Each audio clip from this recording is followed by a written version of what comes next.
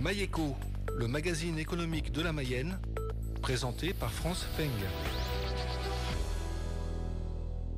Nous recevons aujourd'hui Olivier Le Boissetier, CEO de la société Reality CAD à Laval, une société éditrice de logiciels qui fournit des solutions en réalité virtuelle et réalité augmentée pour l'industrie et l'ingénierie. Bonjour Olivier Le Boissetier. Bonjour.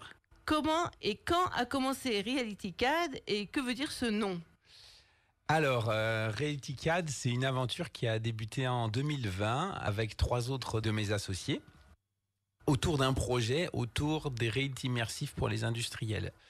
Le nom tombait sous le sens. Alors, une petite explication sur le nom. Reality CAD, c'était vraiment l'idée d'associer les outils de dessin industriel, CAD en anglais pour CAO, conception assistée par ordinateur, avec la notion de réalité immersive.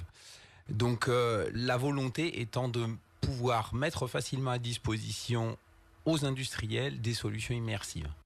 D'accord. Et pourquoi vous êtes installé à Laval ? Le projet professionnel a été également un projet un peu personnel. Disons que moi, je suis originaire de la région fougeraise et je me suis expatrié en quelque sorte quelques années en région parisienne. Et donc, l'idée, c'était aussi de me rapprocher de ma famille. Mon frère est lavallois depuis de nombreuses années. Donc, c'était vraiment l'idée de se dire qu'on allait participer à l'écosystème qui est quand même assez dense sur Laval en termes de réalité virtuelle, réalité augmentée, mais également un projet plus perso, de se rapprocher de la région lavalloise. D'accord. Alors, quels sont vos produits et quels sont les services que vous pouvez rendre à une société ? Alors, Reality CAD, très concrètement, c'est un éditeur de logiciels. Donc, nous fournissons des applicatifs, donc des logiciels, clés en main, qui permettent aux industriels de coupler en fait leurs ressources de bureau d'études, donc très concrètement leurs dessins techniques, et de pouvoir les exploiter en réalité virtuelle et augmentée. Alors nous, vraiment, on se pose comme un éditeur qui va fournir des solutions clés en main pour tout type de public. On est vraiment sur l'idée d'adapter nos solutions à un public, certes technique de bureau d'études, mais également un public de commerciaux. L'idée étant de faire sortir, si je puis dire, des plans 3D du bureau d'études. D'accord. Alors, je vais vous poser une question toute simple. À quoi sert un casque de réalité augmentée ?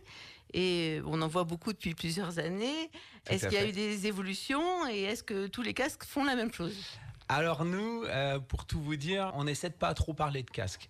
Je vous explique très concrètement. C'est vrai que nous, nos solutions ont besoin de casque pour fonctionner, mais en fait, c'est pas limite la première des interrogations qu'on pose quand on arrive chez nos clients. L'idée, c'est de voir ce qu'ils veulent en faire. Chez nos clients, il peut y avoir des besoins très concrets de présentation commerciale pour pouvoir présenter un prototype. Le prototype d'une machine sans avoir à la fabriquer. Et donc nous, on utilise les casques qui sont souvent des casques grand public, certes, qui permettent d'être accessibles en termes tarifaires, plus accessibles que certains produits qui ont pu exister par le passé, mais qui permettent tout de même d'avoir un résultat professionnel en termes d'immersion et de proposition. Si je reprends l'exemple de ma présentation commerciale, c'est vraiment l'idée que vous allez pouvoir mettre les futurs utilisateurs de votre produit à l'échelle, au pied de quelque chose qui n'existe pas, vraiment.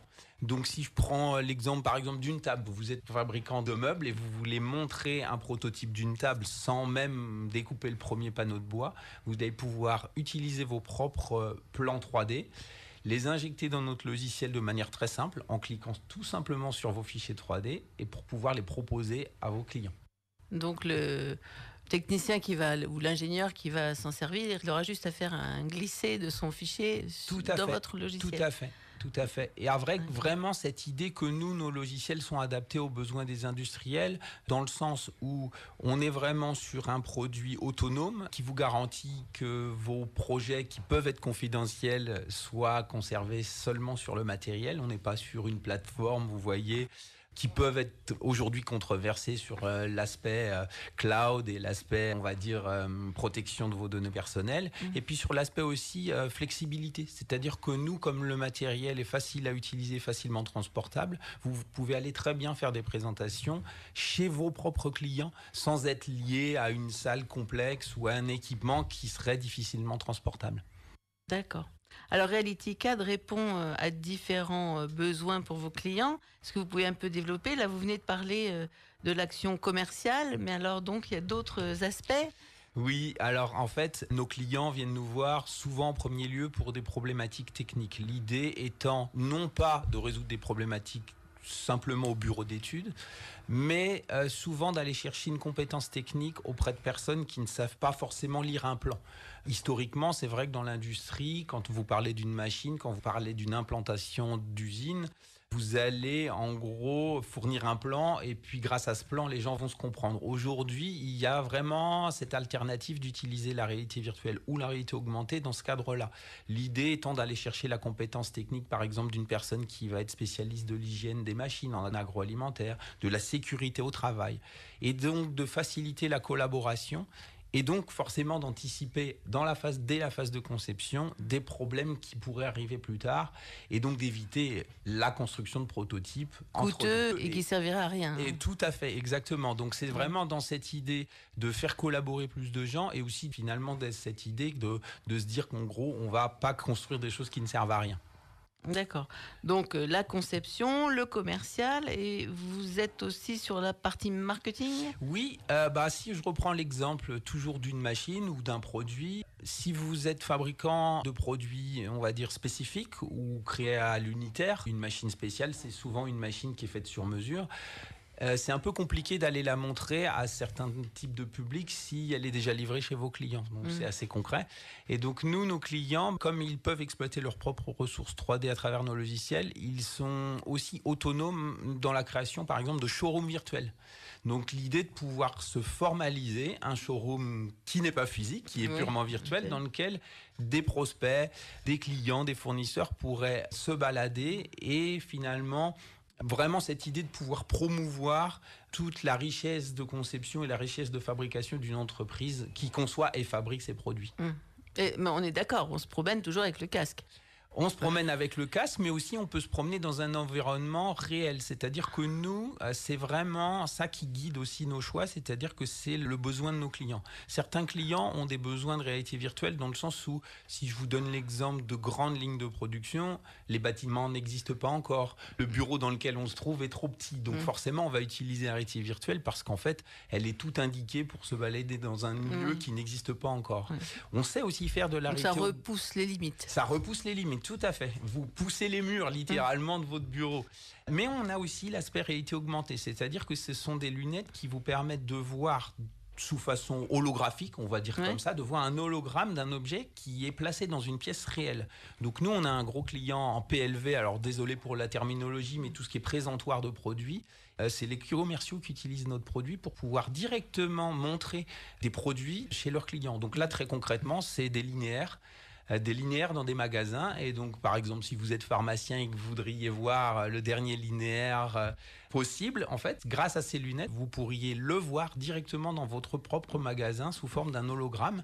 Hologramme qui est en plus manipulable en temps réel avec des contrôleurs et également modifiable. C'est-à-dire que nous, nos clients ont la possibilité de modifier en temps réel les finitions. Donc, vous pourriez vouloir demander un nouveau coloris en temps réel et l'hologramme peut être mis à jour en temps réel. Donc ça, c'est un vrai plus pour ce qui est des présentations commerciales quand il s'agit de présenter des produits un peu customisés ou un peu personnalisés. Et au niveau de la formation, qu'est-ce que vous faites ? Alors nous, on accompagne nos clients, c'est-à-dire que même si aujourd'hui on se définit comme un éditeur de logiciels, on fait un accompagnement à 360. C'est-à-dire que déjà sur l'accompagnement du matériel, certes nous ne sommes pas fournisseurs de matériel à proprement parler, mais nous allons accompagner, c'est-à-dire que nous allons donner des préconisations sur quel matériel employer. Et nous formons également l'ensemble de nos clients. Aujourd'hui, former nos clients, c'est une demi-journée, en gros 3 heures, qui permettent à tous nos clients de devenir autonomes sur notre solution. Ah oui, donc c'est pas si long que ça. Non, c'est pas si long que ça. Et surtout, ce qu'il faut bien comprendre dans cette démarche, c'est que ça leur permet de devenir totalement autonomes. Ça veut dire que pour un client qui conçoit ses propres produits, il va pouvoir le lundi utiliser notre logiciel pour faire une présentation commerciale d'un de ses derniers produits. Il va peut-être pouvoir le mercredi faire une revue technique avec de futurs utilisateurs pour pouvoir mener des points d'amélioration technique. Et puis peut-être que le vendredi, cette même entreprise a un salon. et va pouvoir montrer sous forme d'un showroom virtuel l'ensemble de ses produits. Vous voyez, donc l'intérêt de cette formation, c'est aussi l'intérêt de donner la totale autonomie de nos clients sur notre solution logicielle. Et puis avec différents applicatifs. Avec différentes applications possibles, tout à fait. Et quels sont vos clients? Vous vous adressez à des grosses sociétés ou à tout type de société? Ah non, nous, on a vraiment cette particularité parce que nous, on vient de ce milieu-là. Moi, à la base, je suis ingénieur en génie mécanique. J'ai fait un large parcours dans des sociétés et des PME industrielles. Ce qui nous définit, c'est vraiment ça, de rendre accessible à des PME industrielles nos solutions. Donc nous, aujourd'hui, notre clientèle, ça va de la petite PME avec un petit bureau d'études de peut-être même 1 ou 2 personnes et quelques personnes dans l'atelier, jusqu'à des grandes sociétés plus solides qui veulent se doter par contre d'un parc plus important, peut-être pour tous leurs commerciaux ou autres. Donc on a vraiment tout type de profil, mais en restant accessible à des PME industrielles. Et vous, Reality CAD, vous faites comment pour vous faire connaître? Alors nous, aujourd'hui, on a différents biais. C'est vrai qu'on fait beaucoup de salons industriels. Pour le peu de salons grand public, c'est vrai que nous, on s'adresse aujourd'hui au secteur industriel et donc professionnel. Donc des salons type Global Industrie, CFIA, pour ce qui est d'un salon de l'agroalimentaire à Rennes. Très pro, exactement, très pro. Donc ça, c'est vraiment notre premier vecteur de communication. Le second, tout simplement la communication digitale. En fait, montrer à travers des exemples et des vidéos tous les cas d'usage possibles. C'est vrai que nous, si je peux parler d'un dernier exemple sur lequel on a pu communiquer, c'est le fait d'ajouter la prise en charge d'un stylet aux lunettes qui permettent de faire des maîtrises, en plus de faire de la simple présentation, c'est-à-dire que vous pouvez faire des prises de cote et des maîtrises en direct. Et en fait, ça, c'est typiquement le genre de fonctionnalité qu'on essaye de montrer à travers une communication vidéo. Voilà. Au-delà de ça, beaucoup de prospection classique, si je puis dire. Eh bien, merci beaucoup, Olivier Leboissetier, de la société Reality CAD. Au revoir. Merci. Au revoir.